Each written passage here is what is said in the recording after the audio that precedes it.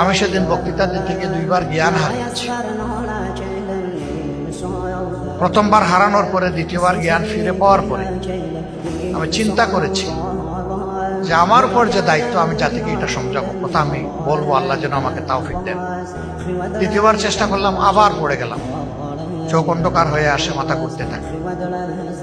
এরপরে যখন আমি বসলাম তখন আমার সহকর্মীরা বারবার আমাকে অনুরোধ করেছে, আপনি আর কথা বলবেন না।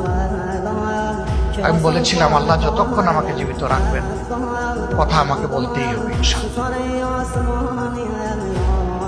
লড়াই আমরা চালিয়ে যাব মানুষের মুক্তির জন্য যত সময় পর্যন্ত আল্লাহ আমাদেরকে হায়াত দিয়েছে, আমরা থামবো না ইনশাআল্লাহ।